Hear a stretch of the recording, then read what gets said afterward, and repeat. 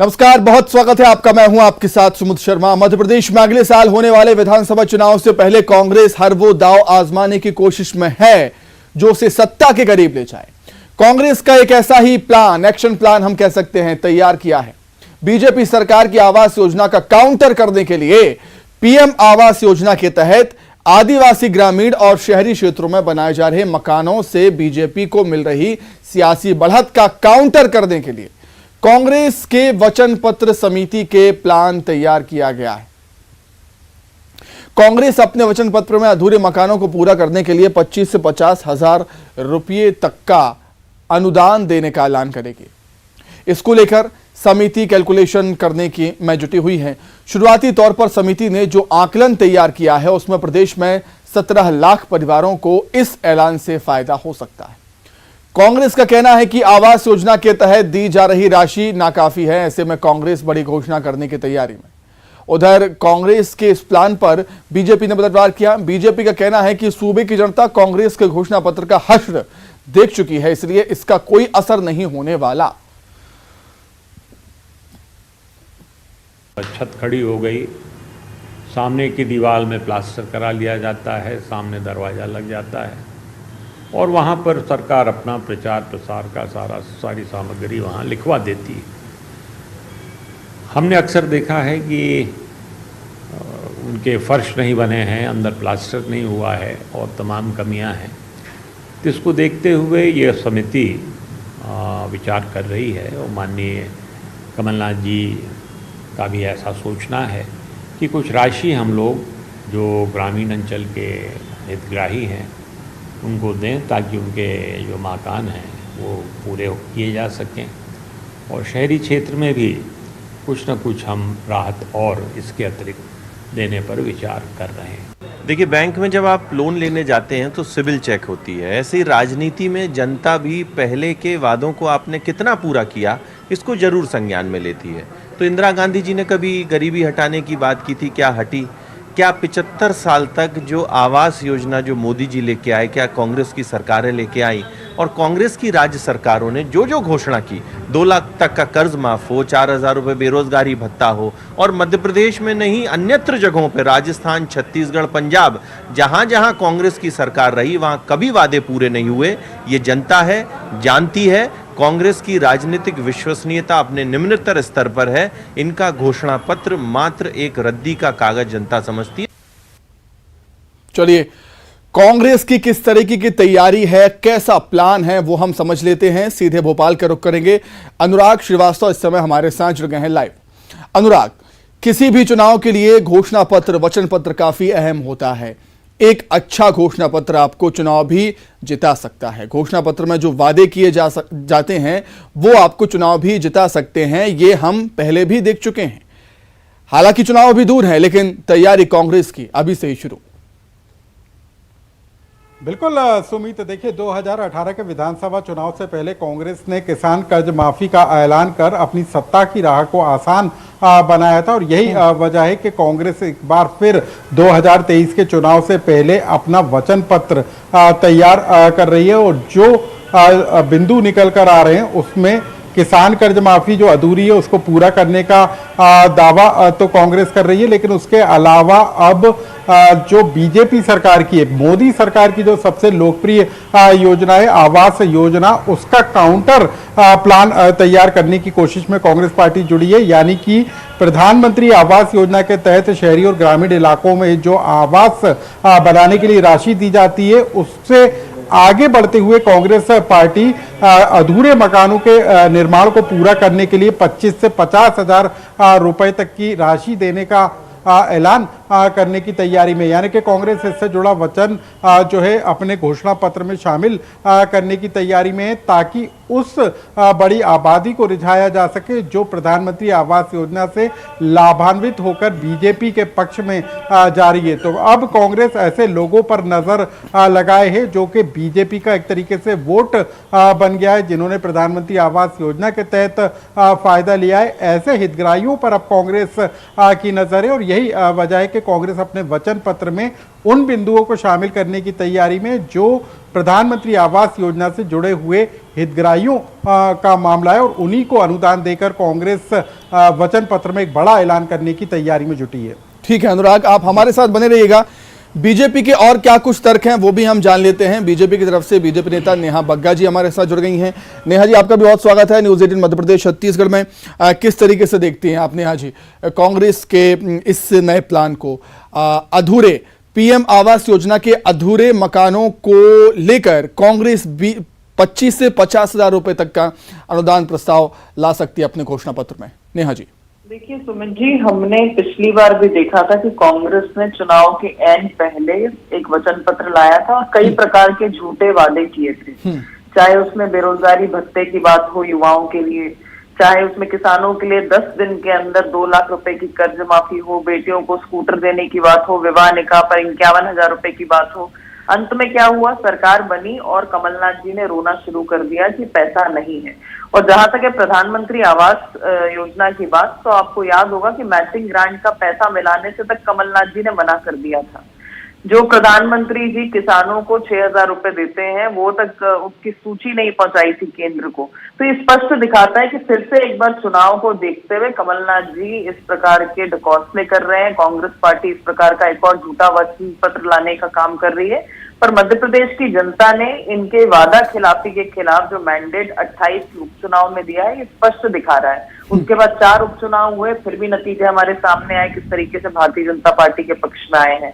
उसके बाद अभी जो नगर निगम के, नगर परिषद के, पंचायत के चुनाव हुए वो परिणाम भी दिखाते हैं कि कांग्रेस ने जो झूठ और छलावा किया है अब जनता उसको स्वीकार करने के लिए तैयार नहीं है। ठीक है नेहा जी। कांग्रेस से हमारे साथ कांग्रेस नेता अजय सिंह यादव जी भी जुड़ गए हैं। अजय जी, आपका भी बहुत स्वागत है न्यूज़ 18 मध्य प्रदेश छत्तीसगढ़ में। अजय जी, प्लानिंग तो अच्छी है, लेकिन प्लान का इम्प्लीमेंटेशन कैसे होता है वो आने वाला वक्त बताएगा। मैं ऐसा इसलिए कह रहा हूं क्योंकि बीजेपी ये कह रही है कि पिछले घोषणा पत्र का क्या हर्ष हुआ, सबने देख लिया। देखिए सुमित जी, मध्य प्रदेश में भारतीय जनता पार्टी केवल झूठ बोल सकती है, कभी भी जनता का सामना नहीं कर सकती है। हमारी 15 महीने की सरकार में हमने 27 लाख किसानों के कर्जा माफ किए, 100 रुपए 100 यूनिट बिजली दी, 1000 गौशालाएं बनाई, हमने पुजारियों के मानदेय दुगने किए और भी बहुत सारी योजनाएं जो जमीन पर दिखाई देने लगी। तो भाजपा को ये कहने का अधिकार नहीं बनता है जिनकी 18 साल में कोई उपलब्धि नहीं है झूठी घोषणाओं के अलावा।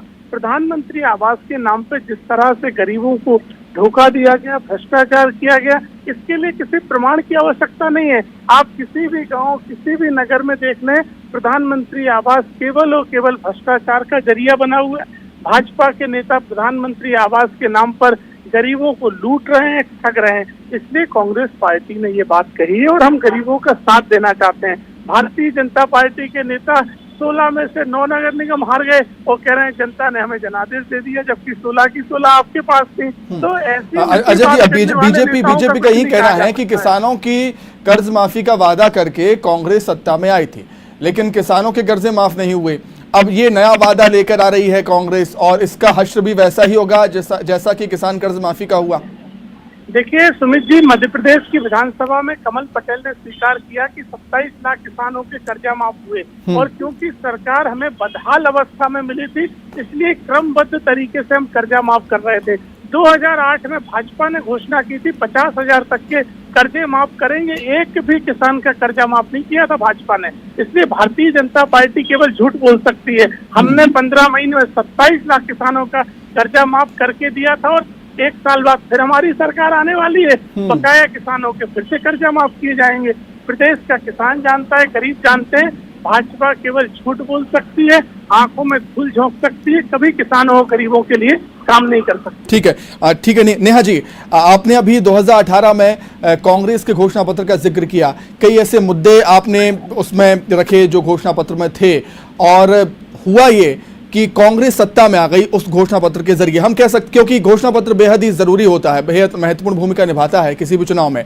अब इस घोषणा पत्र में आने वाले चुनाव के लिए घोषणा पत्र में कांग्रेस नया प्लान करने जा रही है। ऐसा तो नहीं है कि ये भी एक मास्टर स्ट्रोक कांग्रेस का निकल जाए? भाजपा से ये और पूछ लीजिए। देखिए सुमित जी, आज प्रश्न ये है कि जनता एक बार इनके बातों में आ गई और 18 के चुनाव सुमित जी, मेरा एक काउंटर सवाल है। ठीक है, अजय जी, कौन सी घोषणा है? मैं लौटूंगा अजय जी आपके पास। अजय जी, मैं आपके पास लौटता हूँ, प्लीज। सुमित जी, कांग्रेस का तो मैंने बता मैं दिया। तो ये पूछना चाहती हूँ कांग्रेस के प्रवक्ता से, इन्हें बोलिए चुप हो जाए, इनकी बारी में मैं नहीं बोल रही थी, थोड़ा सा धैर्यपूर्वक। ठीक है अजय जी, आपके पास लौटता हूँ ना मैं। अभी थोड़ा सा धैर्यपूर्वक सुन लेते हैं नेहा जी क्या कह रही हैं। अजय जी, ध्यान से सुन रही थी। अजय जी सुन लेते हैं नेहा जी क्या कह रही है। मैं आपके पास लौटूंगा, आपको समय दूंगा अजय जी। मैं जी नेहा जी प्लीज। सुमित जी, आप इनसे पूछिएगा कि एक भी युवा का नाम बता सकते हैं क्या जिसको 4,000 रुपए का बेरोजगारी भत्ता दिया?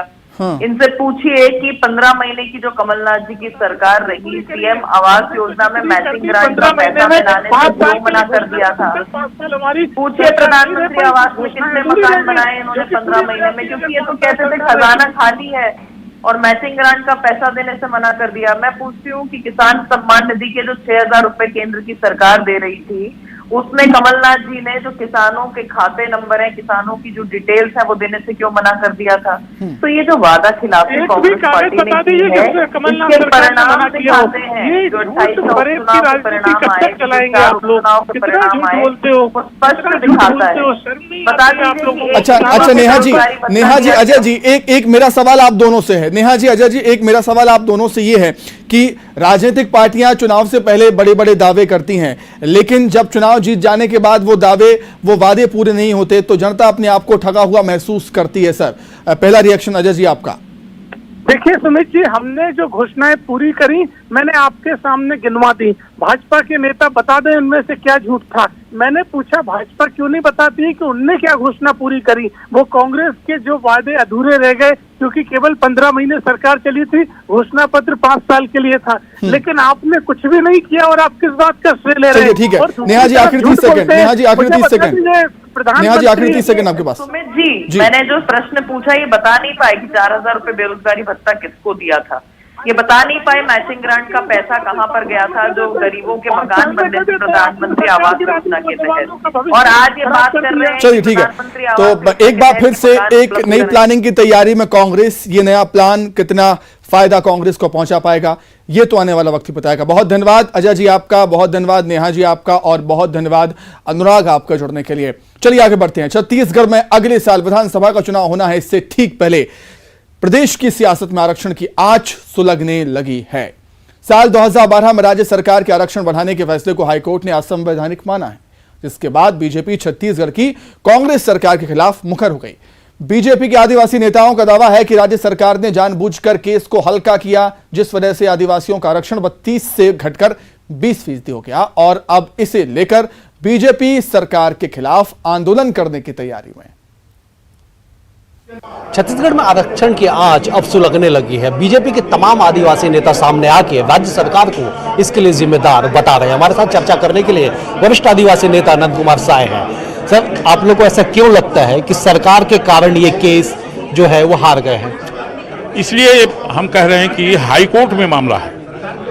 हाईकोर्ट हमारे छत्तीसगढ़ में है, छत्तीसगढ़ की ये सरकार है। इसको नहीं लगता था क्या कि कौन वकील रखना चाहिए, कैसे इस बात को हर हालत में यहाँ मैंने फतह करना है, इसके मन में अगर होता तो ये ठीक से वकीलों को रखते, चर्चा करते, उनसे बैठक करते, लेकिन इन्होंने नहीं किया ऐसा लगता है। जबकि भ्रष्टाचारियों को, इस पार्टी के बड़े बड़े बचाने के लिए बड़े बड़े वकील को, रोहतगी को, क्या क्या नाम है बड़े। वहीं बीजेपी के आक्रामक रुख को देखते हुए कांग्रेस ने पलटवार किया। प्रदेश कांग्रेस अध्यक्ष मोहन मरकाम ने कहा कि सत्ता में रहते हुए बीजेपी ने कोर्ट में मजबूत तर्क पेश नहीं किया, जिस वजह से सरकार का पक्ष कोर्ट में कमजोर हुआ। उन्होंने कहा कि ननकीराम कंवर की अध्यक्षता में बनी कमेटी की रिपोर्ट भी हाईकोर्ट के सामने नहीं रखी गई। मरकाम ने निशाना साधते हुए कहा कि बीजेपी की नीयत में ही खोट है। नेता जो आज प्रेस वार्ता को संबोधित करते हुए आज हमारी सरकार को बदनाम करने का आरोप लगाए हैं। आप सबको पता है जो आरक्षण के मुद्दे पे हाई कोर्ट ने आरक्षण को, उस याचिका को खारिज किया है। अनुसूचित जाति, अनुसूचित जनजाति और पिछड़े वर्ग के 58% आरक्षण को बिलासपुर उच्च न्यायालय द्वारा रद्द किए जाने का फैसला आया है। इस दुर्भाग्यजनक तो किस तरह की सियासत छत्तीसगढ़ में हो रही है आरक्षण को मुद्दे को लेकर वो हम जानेंगे। सीधे रायपुर का रुख कर लेते हैं। देवव्रत भगत जुड़ गए हैं। देवव्रत, हमारे देश प्रदेश में आरक्षण एक ऐसा मसला है जिसे राजनीति सियासत से आप ज्यादा देर तक दूर नहीं रख सकते। जब भी आरक्षण की बात होती है आरोप प्रत्यारोप लगने लगते हैं, दोनों ही पार्टियां एक दूसरे पर आरोप लगाती है।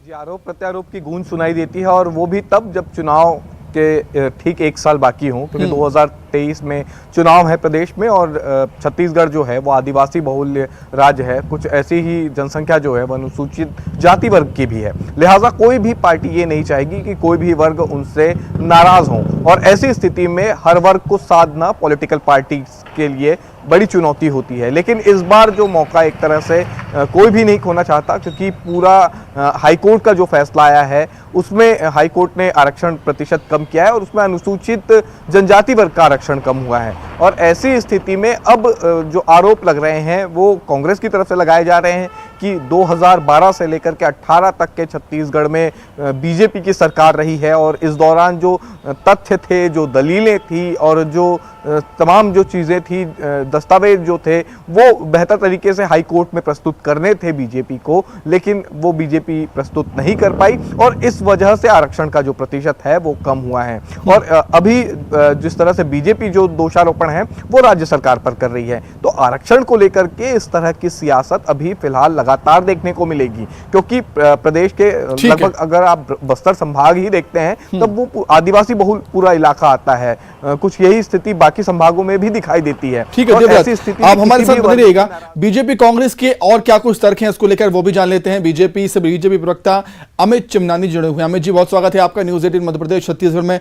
अमित जी कहते हैं जहां चाह है वहां राह है और कांग्रेस का यह कहना है कि बीजेपी ने चाहा ही नहीं। बीजेपी नहीं चाहती तो 20 से 32% क्यों करती? ये 2012 में कांग्रेस की सरकार थी या भाजपा की? ये शॉर्ट टर्म मेमोरी लॉस की बीमारी से पीड़ित है कांग्रेस पार्टी के नेता। अरे जब हमारी मंशा थी तब हमने 20 से 32% किया और जब तक हमारी सरकार थी तब तक हमने लाभ भी दिलवाया। हमारी सरकार में क्यों नहीं हाईकोर्ट का यह निर्णय आ गया जो कांग्रेस की सरकार में आया है? एक ऐतिहासिक तथ्य दे रहा हूं जी।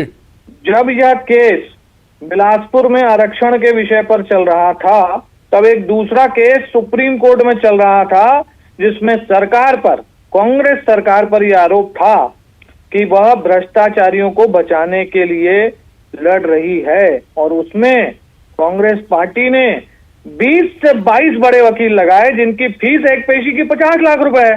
तो यहां भी लगा देते, क्यों नहीं लगाया? दूसरा प्रश्न, अब जब से यह निर्णय आया है, बात बात पे बैठक करते हैं माननीय मुख्यमंत्री जी।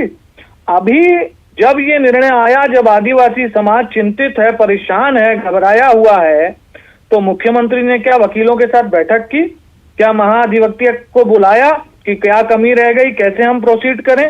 कोई बयान नहीं आ रहा है। एक तो आपकी लापरवाही से इतना बड़ा आरक्षण जो मिल रहा था वो चला गया, दूसरा उसके बाद भी सचेत नहीं होना है। ठीक है अमित जी, मैं लौटता हूं आपके पास। आपके सियासी मित्र कांग्रेस से जुड़ गए हमारे साथ नितिन भंसाली जी। नितिन जी, आपका भी बहुत स्वागत करता हूं न्यूज़ 18 मध्य प्रदेश छत्तीसगढ़ में। सुना ही होगा आपने अमित जी को, उनका कहना है अगर हम चाहते नहीं तो आरक्षण 32 से घटकर 20 हो गया। अब मतलब 32 कैसे होता?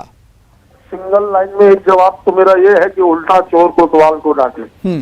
करनिया खुदने की नीयत खुद की नहीं थी।